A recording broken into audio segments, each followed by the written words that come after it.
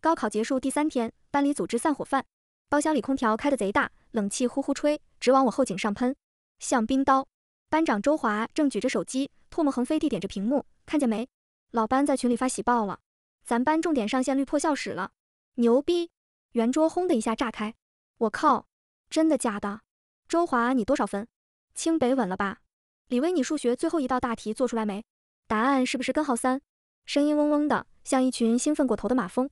没人跟我说话，连平时收作业总板着脸催我的数学课代表，端着一盘油炸花生米从我旁边过，脚步都没顿一下。我缩在靠门最角落的位置，面前一盘凉拌黄瓜，被我夹的只剩几片黏黏的绿皮。坐在我旁边的林穗偷偷在桌子底下碰了碰我的腿，他是我同桌，也是唯一一个没在成绩出来后立刻把我微信消息免打扰的人。他凑过来，声音压得低低的，带着点小心翼翼的试探，回香，那个，你查分了吗？我嗯了一声，筷子尖戳着盘子底，多少啊？他声音更小了，像蚊子哼哼。我没立刻回答。斜对面，体委赵大雷那大嗓门裹着啤酒沫子飘过来，哎，陈回，你查分没？听说今年题难，2本线估计得降，别灰心啊。他嗓门太大，包厢里瞬间安静了一瞬，10几道目光齐刷刷地带着点探究、好奇，还有那么一丝不易察觉的优越感粘在我身上，像沾了糖浆的苍蝇。我抬起头看了赵大雷一眼，他脸红脖子粗，啤酒杯还举着，旁边几个人脸上挂着心照不宣的笑。班长周华皱了下眉，假模假式的打圆场，大雷，喝你的酒。陈回肯定有自己的打算。他转向我，语气温和的像教导主任，陈回，别有压力，高考不是唯一的路，复读1年或者找个好点的大专，学门技术也挺好，现在蓝领吃香。就是，周华说的对，条条大路通罗马吗？附和声此起彼伏，暖融融的，包裹着一种居高临下的关怀。林穗又碰了碰我，眼神有点急。我扯了扯嘴角，感觉脸皮有点僵。我听见自己的声音，干巴巴的，没什么起伏，没考好，分数不够看。嗨，赵大雷一拍大腿，啤酒杯往桌上重重一磕，我就说嘛，没事儿，哥们儿认识个厂子老板，你要不先去打几个月工，体验体验生活。哄笑声更大了，大雷你路子野啊。陈回考虑考虑，包吃住呢。我低下头，继续戳那几片可怜的黄瓜，指甲掐进掌心，有点疼。不够看，我脑子里闪过查分时那个页面。考生姓名陈回，考生号 xxxxxxxxxxx， 语文138，数学142，英语146，理综291，总分717，全省排名7。那串数字红的刺眼，像烧红的烙铁烫在我视网膜上。不够看，呵。饭局在一种微妙的对我不幸落榜的集体同情与庆幸交织的氛围里继续。周华俨然成了主角，被众星捧月的围着，讨论着帝都名校的生活费，哪个教授的课最难抢，托福雅思该报哪个班。我像个透明人，缩在角落，偶尔有人投来一瞥，目光复杂，大概觉得我强颜欢笑，可怜又坚强。林穗一直挨着我，没怎么动筷子，忧心忡忡的小声问：回香，你真打算复读啊？还是工作？要不你告诉我，到底考了多少？我保证不说出去。我看着林穗圆圆的、写满真诚担忧的眼睛，心里那点烦躁奇异的被压下去一点。真没考好，我重复了一遍，声音比刚才稳了些。家里有点事，可能暂时不读了。这是真话。我妈3天前突然晕倒，送进了市医院。诊断书上的字每一个都像冰锥，疑似恶性肿瘤，待进一步检查。手术费、后续治疗费像一座沉甸甸的黑压压的山，直接压垮了家里那点可怜的积蓄和我刚查到的那个金光闪闪的分数带来的所有喜悦。717分，全省第7，足够敲开国内任何一所顶尖大学的大门。可那张录取通知书现在对我来说轻飘飘的，像一张废纸，它换不来救命的钱，甚至我不敢告诉任何人，尤其是眼前这些同学。一旦说了，随之而来的会是什么？铺天盖地的恭喜，难以置信的追问。然后呢？然后他们就会知道我这个幸运儿，家里穷得连大学学费都掏不出，亲妈躺在医院等着救命钱。我受不了那种眼光，同情的、怜悯的，或者更糟的，带着点看吧，考再好有什么用的隐秘快感，像赵大雷刚才那样。所以落榜，多好的借口，一个完美的能堵住所有好奇和关怀的挡箭牌，能让我暂时龟缩起来，不用面对那些我无力承受的询问和目光。我只需要安安静静的消失，去打工，去筹钱，像个真正的落榜生那样。散伙饭在一片前程似锦、苟富贵勿相忘的祝福声中散了场。周华很周到，甚至特意走到我跟前，拍了拍我的肩，语气沉痛又鼓励：陈回，别放弃，明年我在清华园等你。我扯出一个笑，谢谢班长。林穗拉着我的手，一直走到公交站台。回乡，他看着我，路灯的光照在他脸上，眼圈有点红。你肯定有事瞒着我。你成绩那么好，怎么可能？是不是家里出事了？我心里一揪，林穗太了解我了。真没事。我反握住他的手，冰凉，就是发挥失常了。你好好去上海，别担心我。公交车来了，我推他上去，快走，到家给我发信息。车门关上，林穗扒在车窗上，用力朝我挥手，嘴巴一张一合。车开远了，我站在原地，夏夜的风带着白天的燥热，吹在脸上，黏糊糊的。口袋里的手机震了一下，我掏出来，是周华健的班级群，高3一班，永远的伐木累。消息刷得飞快，赵大雷，红包，庆祝哥几个脱离苦海。周华牛逼，清华等我。后面跟着一串啤酒杯表情。李威，红包，谢谢班长组织。周华，以后去北京找你玩。王思睿，红包，苟富贵，勿相忘。刘倩，陈回呢？他没在群里领红包吧？陈回，快出来呀，别不好意思。赵大雷，陈回，别灰心，领个红包沾沾喜气。哥们儿给你介绍那场子，待遇真不错。周华，全体成员，大家先别闹，有件事跟大家商量下。陈回同学的情况，大家也都知道了。作为班长，也作为3年的同学，我觉得我们不能袖手旁观。我提议大家自愿捐款，帮陈回筹集复读的费用，或者支持他学门技术，也算我们一班全体同学对他的一份心意，多少都是情谊。我带头捐500，下面瞬间跟了一长串。李威，班长说的对，我捐200。王思睿，支持，我捐100。刘倩，捐50。陈回加油。赵大雷，陈回，哥们儿仗义吧，捐100，够意思吧？场子的事你再考虑考虑。张小小，捐30。吴鹏，捐20。手机屏幕的光惨白地映着我的脸，一个个熟悉的名字，后面跟着跳动的数字，像一根根细小的针，密密麻麻地扎在心口上。捐款，为了我这个落榜生。周华那番话说得冠冕堂皇，情真意切，可字里行间每一个标点符号都透着一种施舍般的优越感。还有赵大雷那100块，像打发叫花子，后面还不忘挂着他那个仗义的场子。一股冰冷的带着铁锈味的恶心感猛地从胃里翻涌上来，我死死捏着手机，指关节泛白。群消息还在疯狂跳动，红包像雪片一样飞，夹杂着各种陈回加油，别放弃，我们支持你的廉价口号。他们沉浸在自己营造的善良和团结的感动里，没人问我需不需要，没人问过我一句，陈回，你到底怎么了？他们只是需要一个对象，一个能证明他们道德高尚、同学情深的对象，而我这个落榜生恰好完美地扮演了这个角色。我深吸一口气，冰冷的空气呛进肺里，指尖悬在屏幕上，颤抖着。有那么一瞬间，我想把那张717分的截图甩进去，想看看那些飞速刷屏的带着怜悯和施舍的捐款信息会如何瞬间冻结，想看看周华那张永远温和有礼的脸会不会裂开，想看看赵大雷那副仗义的嘴脸会不会僵住。但下一秒手机又震了，不是群消息，是林穗的私聊。穗穗，回乡，你到家没？别理群里那些人，气死我了。周华有病吧？搞什么捐款？他问过你意见吗？还有赵大雷那个傻逼，拿100块显摆什么？恶心谁呢？你千万别往心里去啊！等我回来，我陪你。紧接着是一个转账，穗穗向你转账2000.00元。穗穗，你先拿着，不够我再想办法。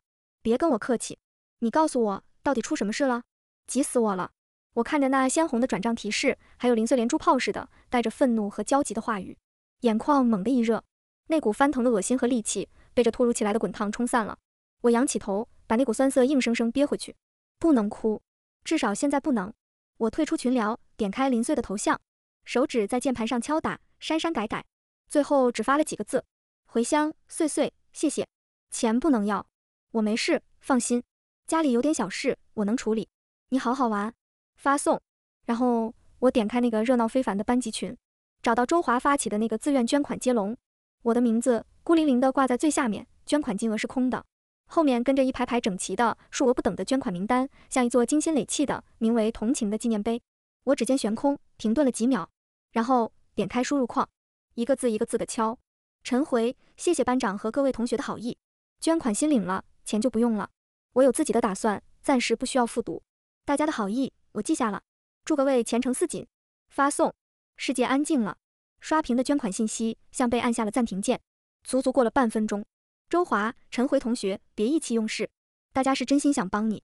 复读1年，以你的基础，肯定能考上好大学，别放弃希望。赵大雷，就是。陈回，别死要面子活受罪。哥们，这钱又不是白给你的，算借你的，以后发达了还我就行。呲牙笑。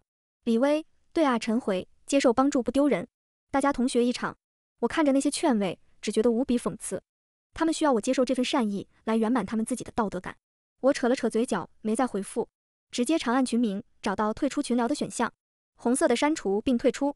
指尖落下，屏幕跳回桌面，世界彻底清静了，只有零碎的消息又弹了出来。碎碎回乡，你退群了，干得漂亮，就该这样。这群傻逼，气死我了！你等着，我马上买票回来。我吸了吸鼻子，打字：回乡，别回来，我真没事，在家好好陪你爸妈。我要去医院陪我妈了。回头聊。关上手机，屏幕按下去。我站在公交站台，看着远处城市璀璨的灯火，那些光离我很远。接下来的日子，我像一滴水，彻底蒸发在了那个喧嚣的毕业夏天。班级群里少了我，似乎毫无影响。他们依旧热烈地讨论着未来的大学生活，晒着录取通知书，规划着毕业旅行。偶尔会有那么一两条消息，带着点惋惜提起我。陈回真可惜了，哎，他家条件好像不太好，估计真去打工了吧。班长好心组织捐款，他还不领情，有点不识好歹了。这些零星的风声是零碎气鼓鼓的截图发给我的，我每次看完就随手删掉，心里没什么波澜。我的生活被切割成了两个截然不同的世界。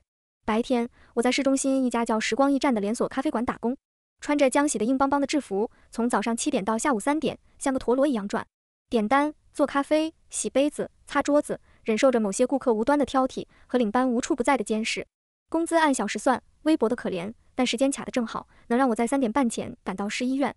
晚上，我在医院附近一家通宵营业的大排档做服务员，从下午5点半到凌晨2点，油烟味、啤酒味、划拳的喧闹声，喝醉了撒泼的客人，环境比咖啡馆恶劣10倍，但工资高一点，而且老板看我是学生，又知道我家情况，允许我凌晨2点下班后，就在店里角落那张油腻腻的小折叠桌上趴着睡几个小时，省了来回奔波和住宿的钱。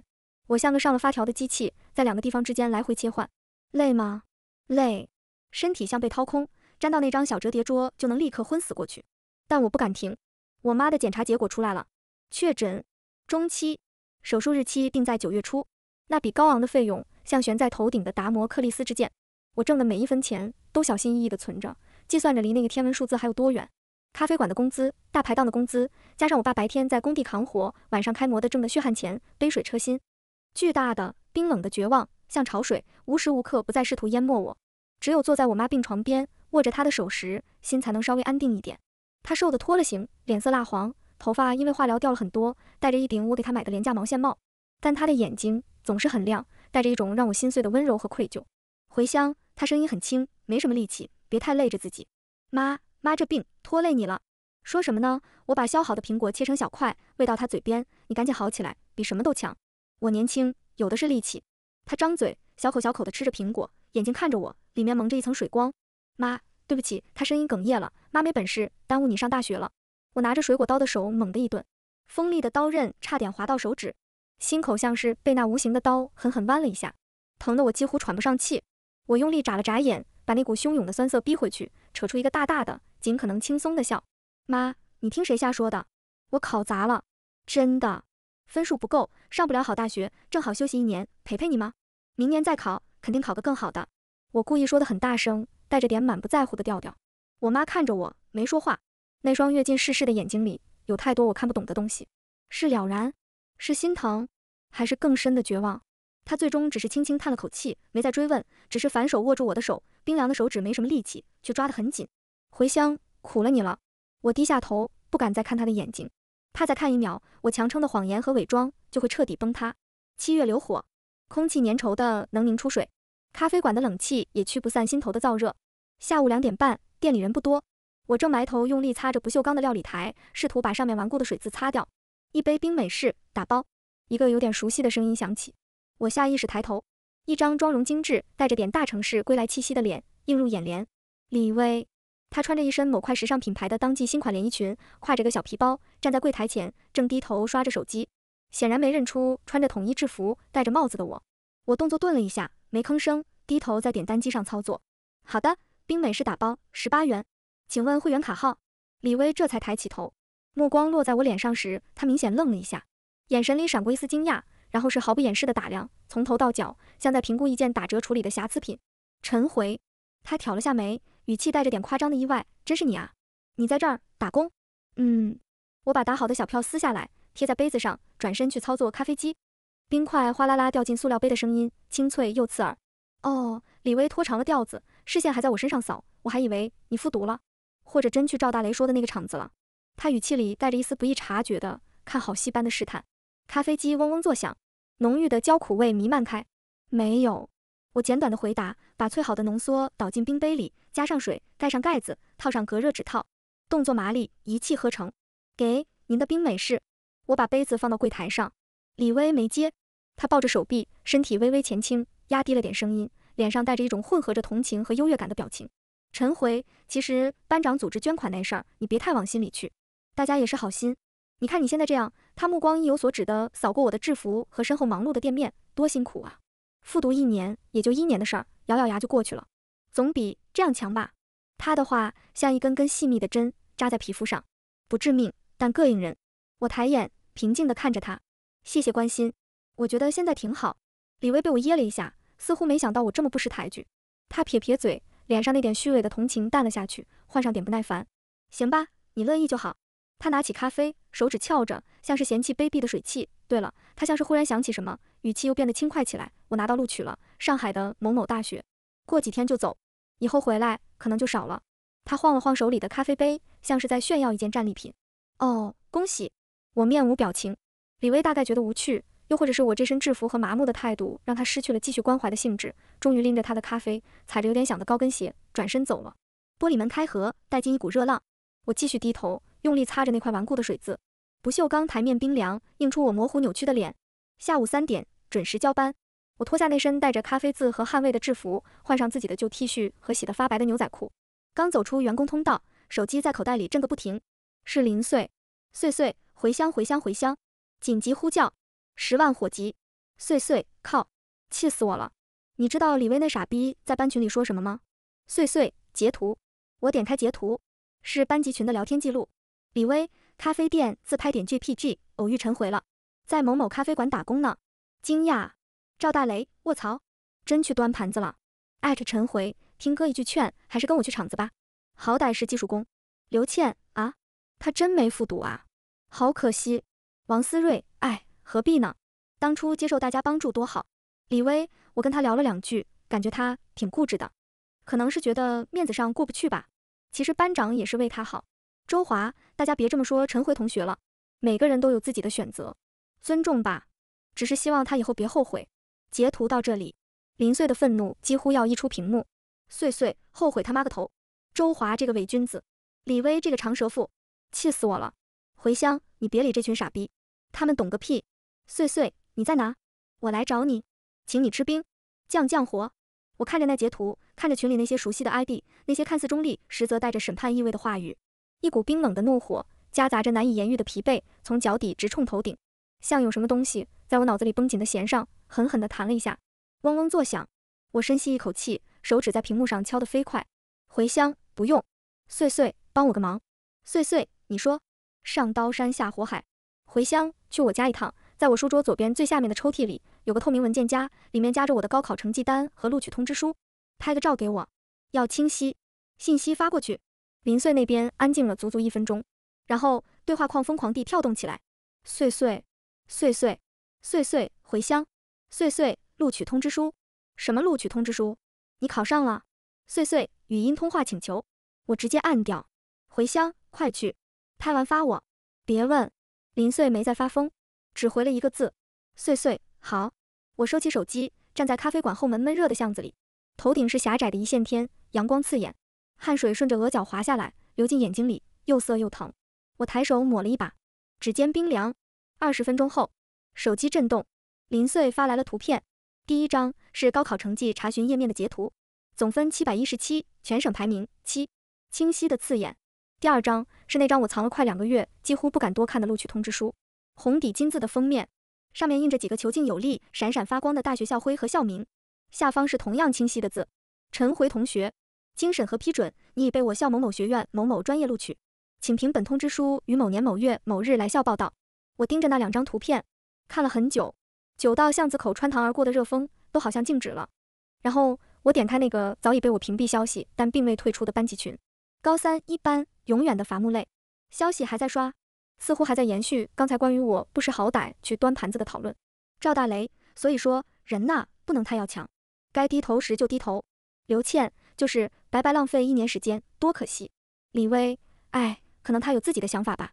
无奈摊手表情，我面无表情地滑动着屏幕，找到李薇发的那张在咖啡馆的自拍，点开，保存图片，然后我点开朋友圈，选择发布，选择图片，第一张717分的成绩截图，第二张录取通知书封面，第三张李薇那张端着咖啡笑容灿烂的自拍，配文，谢谢关心，端盘子挺好的，挣学费。李薇，你咖啡忘拿积分卡了，下次来记得补，能打折。检查一遍，没有暴露医院信息，没有提及我妈的病，只有冰冷的分数、闪亮的通知书和李薇那张带着优越感笑容的脸，以及最后那句看似平淡无奇，却足以把之前所有虚伪的同情和居高临下的评判都抽回去的提醒。指尖悬在发表按钮上，有1秒钟的停顿，心脏在胸腔里沉重地撞击着，然后落下。发送成功，世界安静了。我靠在咖啡馆后门斑驳掉漆的墙壁上，砖墙被晒得滚烫，透过薄薄的 T 恤灼烧着后背。巷子里弥漫着垃圾箱的酸腐味和隔壁餐馆排出的油腻废气。我仰着头，看着头顶那窄窄的被2侧高楼切割的只剩下一条缝的灰蓝色天空，阳光很刺眼。我眯起眼，手机开始疯了，不是电话铃声那种急促的疯，是信息提示音，像密集的永不停歇的冰雹，噼里啪啦的砸在口袋里，隔着布料都能感觉到那种高频的令人心悸的震动，嗡嗡嗡嗡嗡，持续不断。我站着没动，后背的灼热感越来越清晰，汗水顺着鬓角流下来，划过脖颈，有点痒。口袋里的震动从疯狂渐渐变成一种有节奏的不死心的嗡鸣，然后电话铃声加入了战场，尖锐执着。屏幕上跳动着2个字：周华。我盯着那名字看了几秒，直到铃声自己挂断，紧接着又响，这次是赵大雷，再挂断，又响，李薇，然后是刘倩、王思睿、张小小，一串串曾经熟悉，此刻却显得无比陌生的名字在屏幕上轮番轰炸。我干脆把手机调成了静音，世界终于清静了，只有屏幕固执的亮起、按下、再亮起，像一只只窥视的眼睛。我长长地、缓缓地吐出一口气，胸腔里那股积压了太久、几乎要爆炸的浊气，似乎随着这口气散掉了一点点。很累，但一种奇异的、近乎虚脱的平静笼罩下来。我拉了拉肩上洗得发白的帆布包带子，走出了那条闷热肮脏的后巷。下午的阳光白花花地泼在街道上，车流喧嚣，行人匆匆。我汇入人流，手机在口袋里依旧固执地无声地亮着，像一颗沉默燃烧的小小炸弹。我直接去了医院。推开病房门的时候，我妈正半靠在床头，戴着那顶毛线帽，看着窗外发呆。听到声音，她转过头，蜡黄的脸上努力挤出一点笑。下班了？今天怎么早了点？店里人少。我走过去，拿起床头柜上的水杯，试了试水温，递给她，感觉怎么样？还疼吗？好多了，不怎么疼了。她接过水杯，小口喝着，眼睛却一直看着我，带着点欲言又止的犹豫。我装作没看见，低头整理她床头的杂物。回乡，她终于还是开口了，声音很轻，带着点小心翼翼。刚才碎碎那孩子给我打了个电话。我整理东西的手顿住了。我妈斟酌着词句，像是怕刺激到我。她问我，你是不是考上了那个清华？病房里很安静，窗外有蝉在声嘶力竭的鸣叫。我慢慢直起身，对上我妈的眼睛，那双眼睛里不再是之前的绝望和灰败，而是盛满了难以置信的震惊和一种近乎惶恐的巨大的希冀，像溺水的人看到了一根漂浮的稻草。我沉默了几秒钟，所有的伪装，所有的谎言，在这一刻都显得那么苍白无力。我走到床边坐下，从那个洗得发白的帆布包里掏出了那个透明的文件夹，抽出里面的2张纸，那张717分的成绩单和那张红底金字在病房惨白的灯光下依旧灼灼生辉的录取通知书。我把它递到我妈面前，没有解释，也不需要解释了。我妈的手抖得厉害，枯瘦的手指颤巍巍地抚摸着通知书上那凸起的校徽，抚摸着我的名字。她的嘴唇哆嗦着，眼泪毫无预兆地大颗大颗地滚落下来，砸在通知书光滑的纸面上，晕开一小片深色的水渍。回乡，我的回乡。她泣不成声，一把抓住我的手，力气大得惊人。妈，对不起你，妈拖累你了啊，我的孩子。她哭得撕心裂肺，整个瘦弱的身体都在剧烈的颤抖。积压了太久的委屈、恐惧、绝望，在这一刻被这张薄薄的纸彻底点燃，爆发出来。我反手紧紧抱住她，抱得很紧很紧，下巴抵在她瘦削的肩膀上，鼻尖是她身上消毒水和药味的混合气息。眼眶酸胀的厉害。我仰起头，死死盯着天花板上那盏惨白的日光灯，把眼泪逼回去。不能哭，还没到哭的时候。妈，我的声音有点哑，但很稳，别哭。你看，你闺女厉害吧？考上了。等你好起来，送我去上学，好不好？我妈在我怀里，哭得像个孩子，只是用力的点头，喉咙里发出破碎的呜咽。那天晚上，我在大排档后处洗堆积如山的油腻碗碟时，林穗像一阵风似的冲了进来。陈茴香，她声音带着哭腔，眼睛红得像兔子，不管不顾地冲过满是油污的地面，一把抱住了我。我手上还沾着泡沫和油渍，被她抱得一个趔趄。你个死丫头，你个骗子，你瞒得我好苦啊！她一边哭一边捶我的背，力道却不重，700多分，全省第7，清北啊！你居然跑去端盘子，还瞒着我，你是不是想气死我？大排档的老板和其他伙计都看了过来，我有点囧，拍了拍他的背，碎碎，我身上脏，脏个屁！林穗松开我，胡乱抹了把脸，眼泪鼻涕呼了一脸，却凶巴巴地瞪着我，快说，阿姨的病到底怎么样了？手术费要多少？差多少？他说着就去掏手机，我找我爸妈要，我还有点压岁钱，你别跟我客气，你敢不要试试？碎碎，我按住他的手，心里暖得发烫，声音却异常冷静，别急，钱的事我有办法。你有屁办法？林穗急了，靠你端盘子洗盘子挣那点钱，挣到猴年马月去。不只是端盘子。我看着他，认真地说，录取通知书就是办法。林穗愣住了，什么意思？我拉着他走到后厨外面相对安静一点的角落，夜风吹散了油烟味，带着点凉意。我查过了，我压低声音，像我这个分数，这个名次，市里、区里，甚至一些企业都有巨额奖金，特别是状元级别的奖励。林穗的眼睛一下子瞪大了，闪着光。对啊，我怎么没想到？肯定有，很多很多。我点头。我联系了学校，联系了教育局，也联系了几家媒体，他们都很有兴趣。一个落榜生的惊天反转，一个为母治病放弃名校隐忍打工的励志或者说悲情故事，一个活生生的极具冲击力的新闻点。这就是我握着那张通知书想到的唯一一条能在最短时间内筹到救命钱的捷径。利用这巨大的反差，利用这份关注度，哪怕把自己拨开，暴露在公众的目光下。记者明天会来医院。我平静地说出这句话，像是在说一件与己无关的事。林穗倒吸一口凉气，看着我，眼神复杂极了，有震惊，有心疼，最后都化成了坚定。他用力抓住我的胳膊，行，我陪你。明天我请假，我看谁敢乱写。第二天上午，市医院，我穿着洗得干干净净的旧校服，坐在我妈病床边。她精神好了很多，脸上甚至有点血色，虽然依旧虚弱，但眼神里有了光。病房门被轻轻敲响，林穗去开门，门外站着3个人，一个扛着摄像机的中年男人，一个拿着话筒穿着职业套装的年轻女记者，还有一个是我高中时的年级主任，姓孙，一个头发花白总是笑眯眯的老头。孙主任，我有些意外，连忙站起来。孙主任走进来，先关切地看了看我妈，然后才转向我，眼神里有痛惜，有欣慰，更多的是复杂。陈茴同学，他叹了口气，学校也是刚知道情况，这么大的事，你怎么能一个人扛着？学校对不起你啊。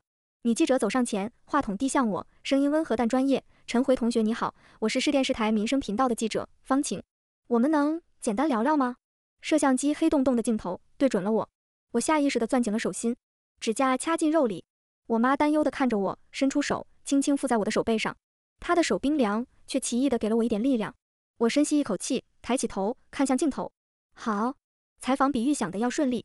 我没有哭诉，没有煽情，只是用最平实的语言讲述了查分后的狂喜，母亲病倒后的绝望，隐瞒分数的原因，以及这2个月来在咖啡馆和大排档打工的经历。讲述那张被藏在抽屉最深处，几乎不敢多看的录取通知书。讲述在散伙饭上面对捐款时的心情。讲述昨天在咖啡馆遇到李薇时的场景。平静，甚至有些过于平静。只有说到我妈说对不起我，拖累我上大学了时，声音才控制不住的哽了一下。旁边的林穗已经哭得稀里哗啦，不停地用纸巾擤鼻涕。孙主任在一旁不停地叹气，眼圈发红。记者方晴听着，表情也从最初的职业化变得动容。采访结束时，他收起话筒，很认真地对我说，陈茴，你很了不起，你的故事我们会如实报道，社会上的善意一定会帮你们渡过难关。他们走后不久，病房里又迎来了一拨人。校长亲自带着教导主任和班主任来了，提着一大堆营养品。校长是个头发梳得一丝不苟的中年男人，他握着我的手，语气沉痛又激动。陈茴同学，你是我们学校的骄傲，更是我们全市的骄傲。学校已经决定为你申请最高额度的助学金和奖学金。你放心，你母亲的病，学校也会想办法号召师生捐款。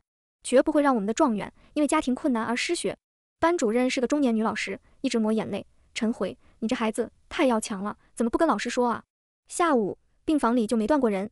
区教育局的领导来了，带来了优秀毕业生的证书和一笔不菲的奖金承诺。市里一家知名企业的代表也来了，当场表示要设立专项助学金，承担我大学4年的全部学费和生活费，并愿意为我母亲的手术和治疗提供捐助。甚至连咖啡馆的老板和那个总板着脸的领班都来了，提着一个果篮，老板搓着手，有点局促。小陈啊，你看这是闹的，你早说啊！这样，你这2个月的工资，我给你按3倍结。不，5倍。以后寒暑假随时回来，给你留位置。经理的位置。消息像长了翅膀。傍晚时分，我的手机几乎被各种电话和短信挤爆，陌生号码居多，有自称校友的，有各种慈善机构的，有想采访的其他媒体，还有班级群，那个高3一班永远的伐木类。在我发的那条朋友圈并屏蔽他们之后，这个群对我而言就已经死了。但林碎的手机成了实况转播器，碎碎截图，回乡快看，群炸了。碎碎，哈哈哈哈，笑死我了！大型变脸现场，我点开截图，群里早就被各种本地新闻的链接刷屏了。某某是泾县最牛考生，为母治病隐瞒清华录取资格，打工筹款感动全城，717分，全省第7。寒门少女陈回的故事看哭了。反转，落榜生原是顶尖学霸，他的选择令人动容。下面跟了长的一串队形。赵大雷，卧槽！刘倩，我的天啊！717分，全省第7。清北，陈回，王思睿，这我是在做梦吗？李薇，链接，这新闻是真的吗？林碎，陈回跟你最好，你肯定知道，是真的吗？周华，陈回同学，这太让人震惊了，也太不容易了。赵大雷，陈回，回姐，我错了，我赵大雷有眼不识泰山，回姐你是我亲姐，以后我跟你混。刘倩，陈回对不起，我们误会你了，你太伟大了。李薇，陈回对不起，我昨天尴尬。张小小，陈回加油，阿姨一定会好起来的。吴鹏，陈回牛逼，我们一班的骄傲。